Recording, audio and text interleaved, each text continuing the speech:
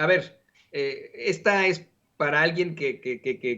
vamos, tiene ese sartén por el mango, un economista experto en temas energéticos, para Rodrigo Benedi. A pesar de los amparos, el Aeropuerto Internacional Felipe Ángeles ya ocurrió. Y a pesar de los amparos, el Tren Maya va. Si no se consiguen esas 2/3 partes del Congreso para la aprobación de la reforma eléctrica, bajo esa premisa que le planteaba a Rocha, querido Rodrigo, de que el presidente considera que ya salvaron los costos bajos con la última determinación de la Suprema Corte y que se impulsará una reforma que necesita de mayoría simple para proteger al litio como mineral de la nación, te insistimos con la pregunta, ¿podríamos decir que la reforma eléctrica, pase lo que pase este domingo, seguirá vigente? ¿Va? ¿Tendremos reforma eléctrica? ¿Se protegerá la nación, pues? Pues a ver, es importante entender que la reforma constitucional tiene un alcance mucho mayor que solamente lo que se planteó en las modificaciones de la ley de la industria eléctrica. Es decir, no solo tiene que ver con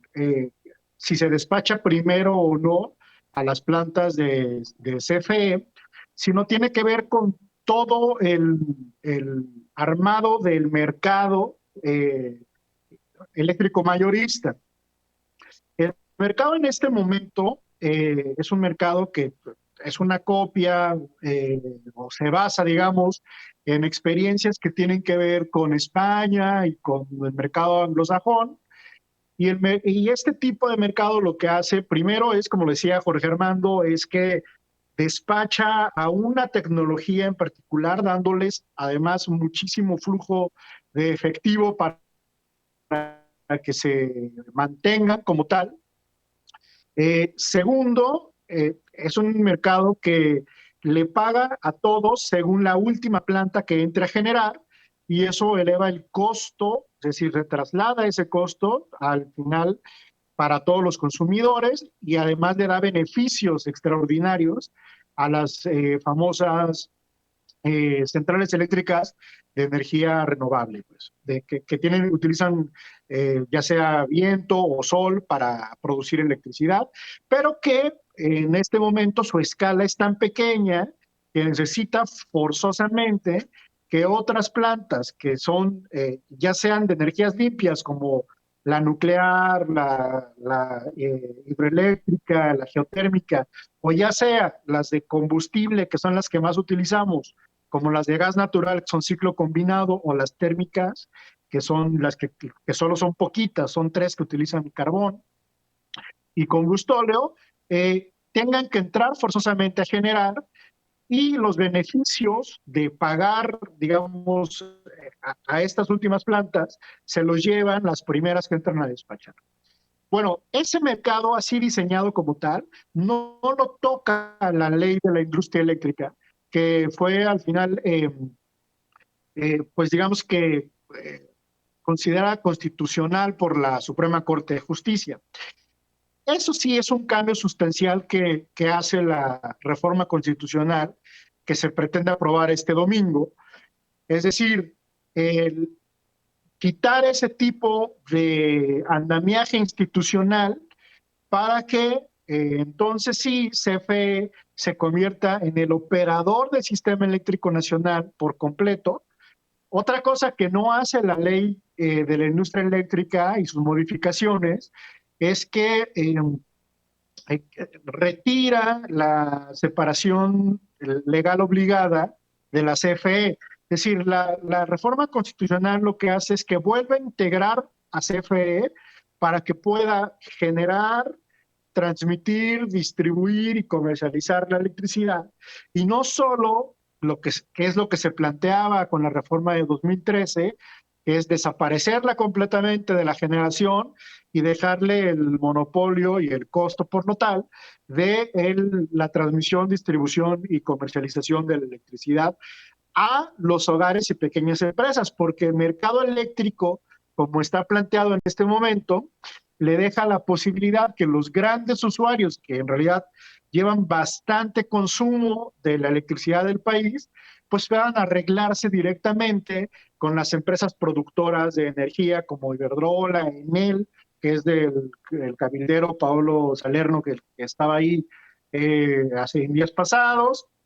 o algunas otras que simulan autoabastecimiento. Es decir, sí es importante entender que la reforma eléctrica tiene un calado mucho mayor que solamente lo que se planteaba en cuanto a despacho y revisión de contratos de eh, interconexión para las sociedades de autoabastecimiento y los contratos de generación para los productores independientes de energía, que es lo que la LIE quedó firme ante la decisión de la Corte. Eso es cambiar por completo la forma de ver la electricidad en nuestro país, la reforma que se está planteando. Y es algo además que estamos viéndolo casi que en vivo y en directo y a todo color en,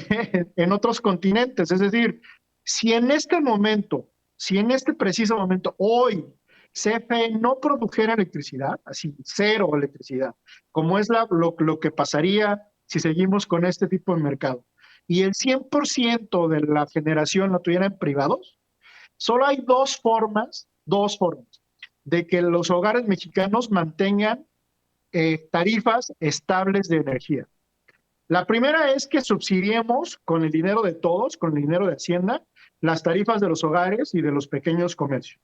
Y claro, las empresas recuperen su costo y sus utilidades. Y la segunda es lo que plantea precisamente la reforma del presidente López Obrador, que es diversificar la generación de electricidad en muchas tecnologías, es decir, no solo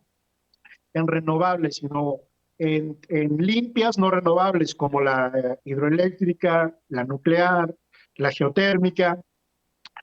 y en modalidad, es decir, que no solo los privados o no solo el Estado sean los productores de electricidad, sino que tengamos a ambas patas de la ecuación en la producción de electricidad, y eso nos da mucha más seguridad energética de tener, y la seguridad entendida como que tengamos un suministro continuo, estable y con precios también asequibles y a largo plazo, pues, ¿no? Entonces, sí es importante que la reforma pueda ser aprobada en los términos que lo plantea el presidente López Obrador, porque si bien la ley que sostiene la Suprema tiene una parte de eso, el cambio completo del paradigma de cómo vemos el mercado eléctrico en este momento está en la reforma que se mandó para modificar la Constitución el 27, 25 y 28 de la Constitución.